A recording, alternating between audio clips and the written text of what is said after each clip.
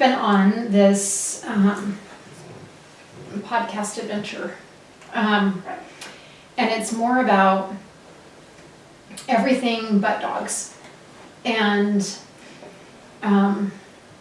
so we're going to talk about the crazy things that people come up with about their dog. Because here's how it started. I've been listening to this horse trainer, and she's my age, and I can relate. She talks about working out, not really wanting to work out, and she has to find a reason to work out, and it's got to be because she's got to be strong for her horses, and she's never liked working out, so I can connect with her that way because I don't really like to work out. And so people wrote in and said, I'm really torn about my horse. I don't feel like horses like to be ridden, but I like to ride. And so she has this conflict. This lady that wrote in has this really big conflict about riding, but not riding. Mm-hmm. But if she stops riding, then she feels like she's going to go into this really big depression. And so I just listened through it, and then I thought this was a perfect time to talk about not horses being ridden, but dogs, and how we find justification for our own emotion by finding the tribe or the group of people that agree with that emotion. And that's really what she was talking about, is you can find anything out there on the internet to agree with what your emotion is and feeling is, mm-hmm. and then you find that it doesn't make you feel good, so then you go searching for something else, and then it just creates this conflict because people are so passionate about not crate training, not putting corrective collars on, not disciplining your dog, mm-hmm. to people that are like, dogs need to be structured and they need to have the discipline, and you have to be the alpha, and there has to be this really strong aggression, mm-hmm. and then there's everything in between. And so I put in my mind, I thought this is just like the crate, because you have people that are so against it, but they don't know why, but people have justified it. Mm-hmm. And then you have people that you have to kind of say, okay, we have to find a balance with the crate because the dog's in the crate too much. And then we have this somewhere in between world where you need to use the crate, but you need to use it correctly, and you need to use it in a timely manner. And so, I would like to talk about that, and then I would like to talk about what her challenge was to this lady in the end, on how to fix that conflict of, I want to, but somewhere in my mind I can't.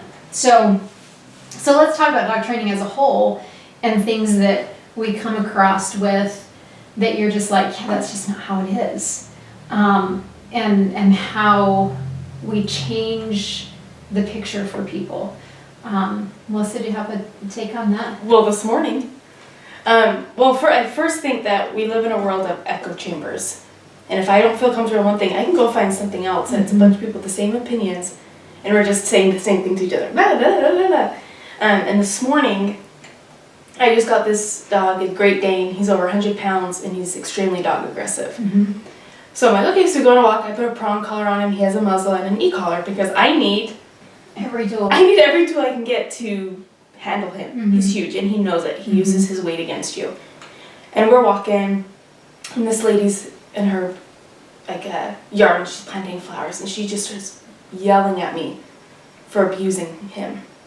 You're abusing that dog. He's so sad. And I look at him, and she was like, Oliver, are you sad? He's just walking. And she was telling me that the prong collar was mean, and the muzzle was mean, and that what I'm doing is abuse, and how would you like that on you, and da-da-da. And mm-hmm. I just listened, and I was like, well, ma'am, I have my reasons why, and I didn't go too much because she didn't want to care about my opinion, mm-hmm. honestly. Right. And I just told her, you don't know his story. You don't know how many dogs he's almost killed. And you don't know that these tools, they actually have an extreme purpose. Here's my number. If you want to talk, give me a call. Mm-hmm. I just gave that to her, tried to stay calm. Because I knew if I got mad that it would just feed into her Right. thing that Right. mean people use these. Mm-hmm. And I left it. I just got so sad, not for what I was doing and not for her talking to me, but for her. Yeah. And we live in a world that we feel like, oh, I see what they have and I'm just going to judge it because Yeah. she has those things on a dog and that's just so mean. Yeah. So mean to the dog.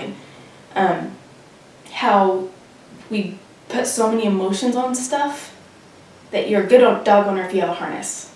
You're a good dog owner if your dog has 20 plus toys. Mm-hmm. Really? That's what makes a good dog owner? Yeah. And I just think it's a sad, backwards kind of thing. Yeah. Yeah. Because we don't know each other's stories. And Oliver, honestly, was happier with the tools I had on him Mm-hmm. because of the relief he had. Walking him on a harness is a nightmare. Yeah. Oh. Because he knows it. On horse. Oh, I know. He knows it and he gets stressed. Yeah. Because I don't have control over him, so how would I have control over a situation? Mm-hmm. And he's just a nervous wreck. Yeah. I don't know, I just found it very fascinating that she had such strong opinions without even knowing. Right. She had no idea who we were. Yeah. Yeah. Yeah. Michelle? I have so many thoughts going through my head with this. Mhm. Like, it started out with, like, the crate training stuff, and I had a thought about that, and then you said that, and I'm, like, it's just, like, everything is swimming in my head, so if this comes out kabobbled, I'm sorry, guys. About what Melissa's talking about. I mean, we all live in glass houses, right? Nobody knows your situation. It's something I've actually been really trying to focus on lately. I really feel like I'm a shit talker, and I'm really bad at it. Uh-huh. And I know that about myself. Uh-huh. And it's not really that I really I enjoy talking shit on people. I find it a way to communicate to other people, to like get them to like me, which is ridiculous. But it's something I've been really focusing on the last couple of months is instead of like just judging somebody, like really thinking about it. And for just an example, we've got new neighbors that moved in just this last weekend, and my husband was talking about how he thought it was so weird that they had a horse trailer and they have a camping trailer and they drive a Camaro and all this stuff, but they're renting a house. And I was like, Bernie, we don't know their situation. Maybe they're building a house. Like, Right. maybe they're just renting this house in between. Like, he was judging them, like, Yeah. why would you buy all this stuff and be a renter, you know? And I was like, you don't know. And same with that lady. She has no idea what's going on with that dog. Who knows? Like, he might be biting people. She doesn't know. Like, if that might have been your last option on saving that dog. Who knows? Like, Yeah. so it's something I've been personally trying super hard to focus on lately is like, I don't live in a glass house. Yeah. And I probably do a lot of stuff that people are like, why is she doing that? Mm-hmm. That I think is totally normal, right? Right, So, right. So yeah, that was my thought about that. Mm-hmm. My thought about the crate training stuff is it's been really interesting. I haven't had a puppy really raised a puppy since Murphy, and he's almost 8. Yeah. It's been that long. I know, it's great. Like, and like it didn't feel like it was that long. I think because I am a dog trainer, so I'm helping everybody else and stuff. Yeah. But it is weird how much emotion I have, and I put on Siggy, on the new dog, without even realizing I'm doing it. And then I'm like, what would I tell my client in these situations? And I'm like, I would tell them to knock this off. Like, Yeah. it's ridiculous. Like, and so it's really interesting because the crate has actually been super, super easy for Siggy. That's one thing that has really been super easy for us. But I was thinking about it. I treat the crate so differently with all 4 of my dogs because I put those emotions on them. Murphy was really hard to crate train. So now I feel guilty putting him in one, even though he'll go into one willingly just fine now and behaves himself and is fine. Yeah. I put that on him that like, oh my gosh, I'm so sorry you have to put the crate for a couple hours. Yeah. Like, which is just silly. But I've been thinking like a lot about Siggy and the stuff that I'm putting on her that I was that sometimes I'm rude to clients about. But I'm like, now I'm like, oh my gosh, like having like emotions and like to that dog is so different than being just telling people your professional opinion. Yeah. Yes, for sure. Yeah, and it's For sure. it's been interesting. Yeah. Yeah. Yeah, I think that was a big eye-opener for me, taking horse riding lessons and going, oh, this is really hard. This is really hard on this side. I don't know what and so you appreciate kind of what our clients go through. And sometimes the feelings that we leave them with as we leave did we leave them with a feeling of hope or did we leave them with this feeling of, oh, so sorry, I'm can't do this right, and I'm not a great dog owner. So, yeah, that was my turning point for, like, really taking lessons in something that I know how to ride horse, but to find, like, get into this detailed stuff where I didn't really know. And so it's been fascinating.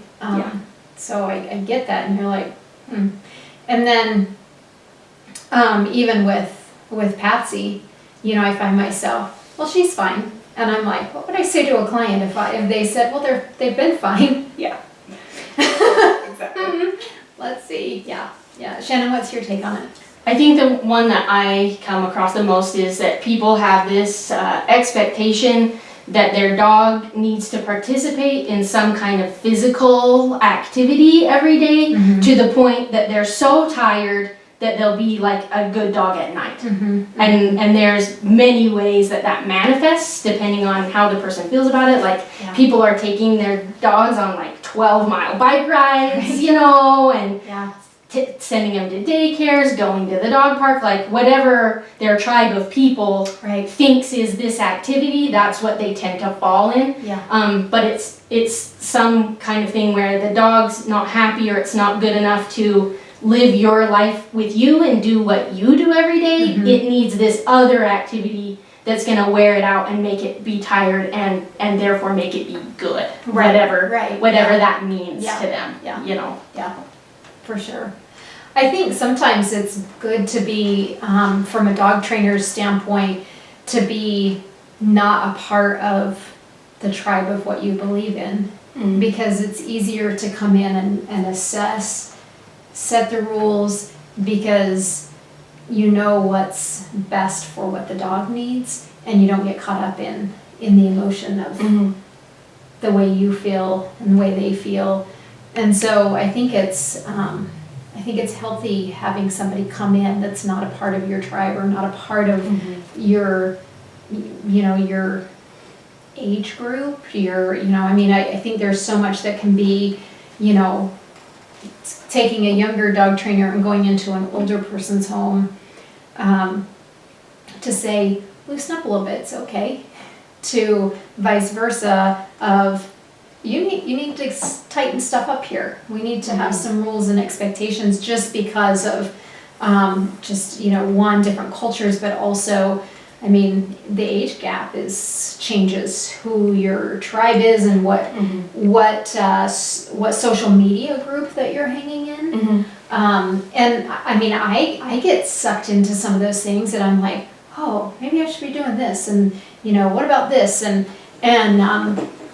for me as a dog trainer, I'm always questioning anyway, so eventually I'm like, well, that doesn't really make sense, and I'm going to find something over here, and then I'm going to create my own, what I believe is the best interest for the dog or the horse, or even kids. So, you can find it in every facet of life of, you should be doing it this way, when really you should be doing what's in the best interest for you. And I think that's where we feel like we become failures, when we sit in a tribe and go, but I can't do that. I can't financially pay for doggy daycare, dog walker, so then now I need to get a different job so that I can be a better dog owner.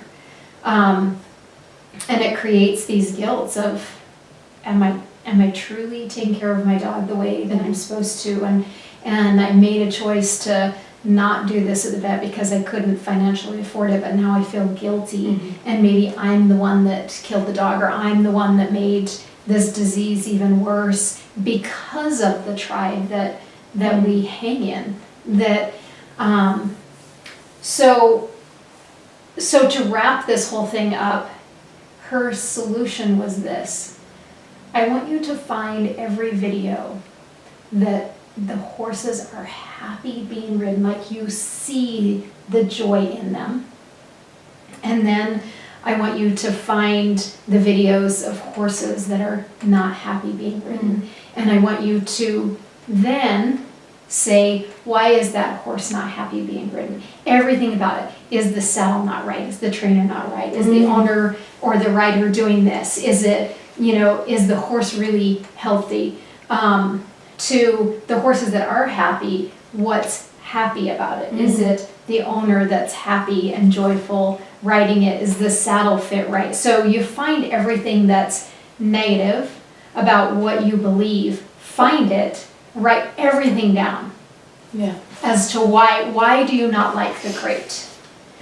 And then think about and find what's everything good about the crate.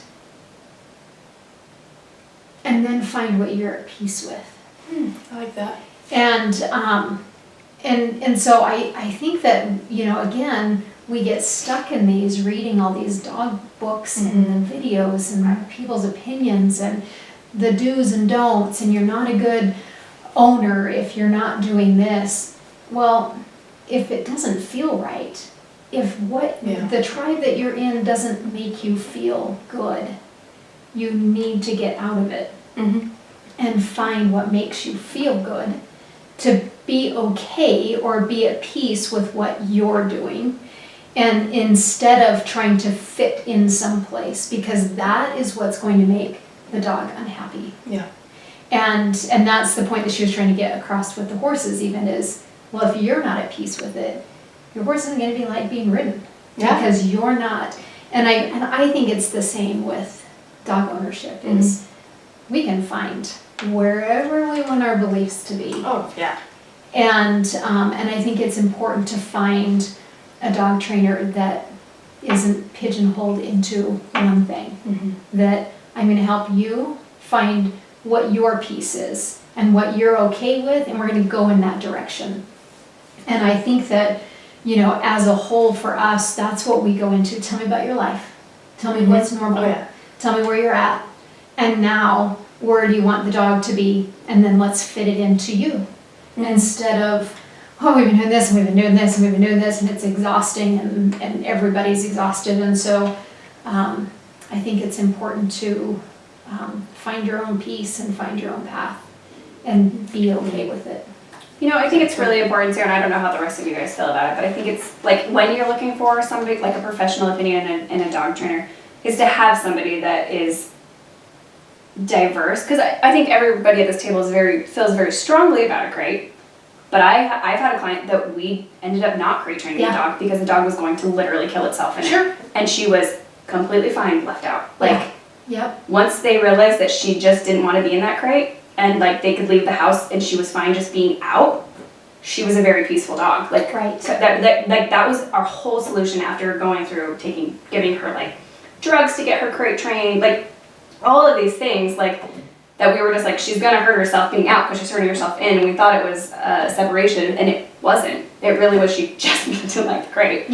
So I think it's important to, when you're looking for a professional, to find somebody that's willing to work with the way you feel as well. I mean, I'm very, very strong advocate for crates, and I think every dog should be able to be in a crate, especially if they're going to go to the vet or a grooming salon. They should be able to be comfortable in a crate. But I don't think that's the right solution for every single person, every single dog.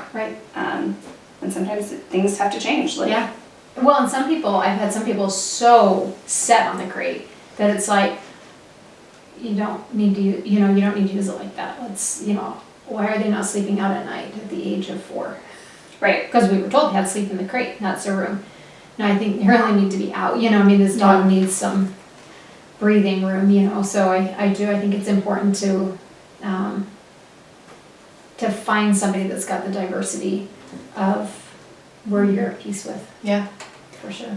And on a kind of different note, the past week I was feeling so guilty with my dogs because I was working super long hours. Trigger goes to work with Nick, and Cooper and Yuki. I'm oh, they're home all day, and I was feeling guilty. And when clients tell me, oh, you're fine, your dogs are sleeping, they don't really care. But I was feeling that guilt, and on Instagram I was seeing people, and I was oh. And I got into that social media stupid wormhole of oh, I was I'm the worst dog owner. And then that day somebody messaged me oh, you're so lucky, and your dogs are so lucky that you can play with them all, give them the attention. And I was I was just feeling guilty for not.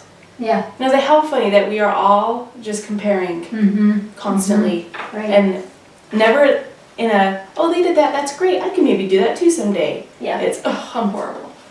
And to get out of that. Because it's not a healthy way to be at all. at all. Yeah, exactly. And that's kind of what the world creates in this world of social media and again, you can find it, but are you happy in it? And that's what's important. Yeah. Does it make you feel good to be a part of it? And a lot of times it's not. If you're in this, I want to, but I can't because that's not what somebody says is okay, or I don't feel like it's this way because of where you're at. So I think it's important to realize it. I think it's important to be you and not judge yourself for what others are doing with their dog, but also don't judge others with what they're doing because it's not what you believe, because you don't know. You don't know the story. And to not judge and to and maybe, you know, maybe Michelle, those neighbors are renting because it's cheaper for them and they're saving money and they get to do a lot of other fun things that nobody else does that owns a home, you know? Exactly. I don't want to have to pay for home ownership. I don't want to have to pay for the maintenance anymore. I don't want to have to be accountable for that. So you do that and then all of us homeowners are like, oh, this sucks, we have to pay for something, you know. Absolutely. We have to sacrifice something to pay for something. Their fence, it's kind of funny. So our fence really in the backyard is like, I don't think it's gonna fall down anytime soon, but it needs to be replaced. But we noticed yesterday theirs is doing it too, and that was the first thing I thought. I was like, oh, they're so lucky they're renters, and the renting company has to pay for that. Like, it's like, dang it. Right, yeah, I mean, sometimes there's like, maybe there's a whole different reason why, for sure, yeah. So to wrap this up, you know, again, my challenge would be if you are torn on something or you don't believe something, find the terrible things about it and then find the best things about it and then find your own peace with it. I really like that.